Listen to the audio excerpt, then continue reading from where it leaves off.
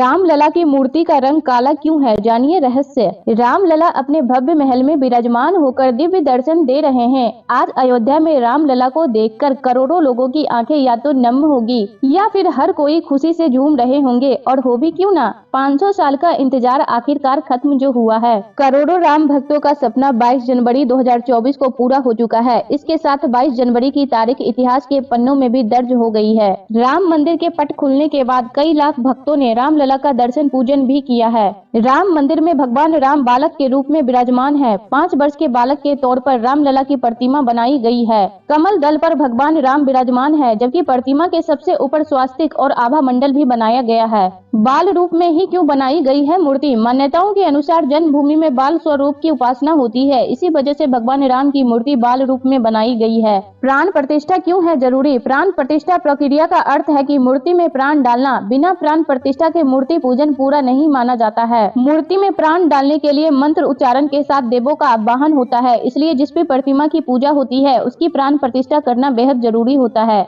अब सवाल यह उठता है कि आखिर रामलला की मूर्ति काले रंग की ही क्यों बनाई गई है, तो चलिए जानते हैं। रामलला की मूर्ति को काले पत्थर से बनाया गया है। बोलने में यह काला पत्थर है, परंतु इसका रंग श्याम है। इसे कृष्ण शिला और श्याम शिला भी कहा जा रहा है। मूर्ति एक ही पत्थर की बनी है, इसमें किसी भी प्रकार का जोड़ नहीं है। भगवान राम का रंग मेघ श्याम की तरह था, यानी काले बादलों की तरह। श्याम शिला के अपने कई गुण भी हैं। दरअसल रामलला की पूजा के समय उनका दूध से अभिषेक किया गया। अब इस पत्थर के गुण के कारण दूध में किसी भी तरह का बदलाव नहीं होगा। इस दूध को पीना स्वास्थ्य के लिए हानिकारक भी नहीं है। कहने का तात्पर्य है कि मूर्ति पर चाहे कितने ही दूध या जल से अभिषेक किया जाए, चंदन या रोली लगाई जाए, परंतु इस मूर्ति पर इसका कोई प्रभाव नहीं होगा, क्योंकि यह मूर्ति जल रोधी है। किसी भी मौसम का इस मूर्ति पर कोई असर नहीं होता है। मूर्ति हजारों वर्षों तक सुरक्षित रहेगी। इसके अलावा वाल्मीकि रामायण में भगवान राम के जिस रूप के बारे में बताया गया है, उसमें उन्हें श्याम वर्णी, बेहद सुंदर, कोमल और आकर्षक बताया गया है। इसलिए रामलला की मूर्ति का रंग श्यामल रखा गया है।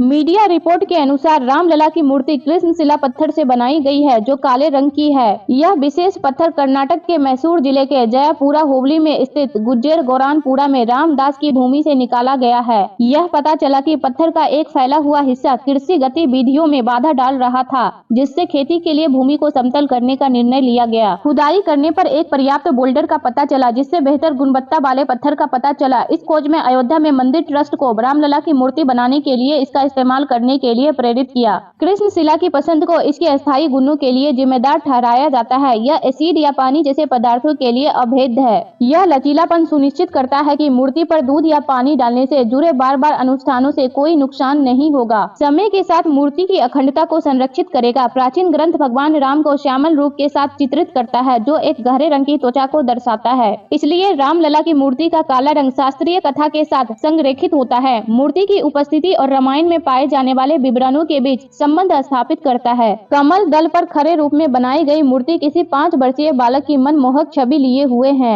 बाएं हाथ में धनुष और दाएं हाथ में बाण है। साथ ही इस हाथ की मुद्रा आशीर्वाद की है। मूर्ति की ऊंचाई 51 इंच की, चौड़ाई 3 फीट और वजन 200 किलोग्राम का है। घुंघराले बाल हैं और मस्तक पर सूर्य के साथ वैष्णव तिलक है। मूर्ति के मुकुट के आसपास ओम, पद, चक्र, सूर्य, गदा, शंख और स्वास्तिक के चिन्ह हैं और आसपास सभी 10 अवतारों को भी उकेरा गया है। मूर्ति के चरणों में हनुमान जी और गरुड़ जी को बनाया गया है। मूर्ति को करोड़ों का मुकुट पहनाए जाने के साथ ही कीमती आभूषण और वस्त्र पहनाए गए हैं। कर्नाटक के अरुण योगीराज की बनाई गई भगवान राम की मूर्ति ही राम मंदिर में स्थापित की गई है। योगीराज ने कहा कि गर्भगृह के बाहर तक उनकी मूर्ति की छवि अलग थी, लेकिन जैसे ही मूर्ति को गर्भगृह में प्रवेश कराया गया तो अचानक ही उसकी आभा ही बदल गई। इसे मैंने भी महसूस किया। मैंने गर्भगृह में अपने साथ मौजूद लोगों को भी इस संबंध में कहा था कि यह दैवीय चमत्कार है या कुछ और, लेकिन मूर्ति में बदलाव हो गया था। मैं किन भावनाओं से गुजर रहा हूँ यह शब्दों में बयान नहीं कर सकता। वीडियो अच्छी लगी हो तो लाइक, शेयर और ऐसे ही वीडियो को देखने के लिए हमारे चैनल को सब्सक्राइब जरूर करें। धन्यवाद।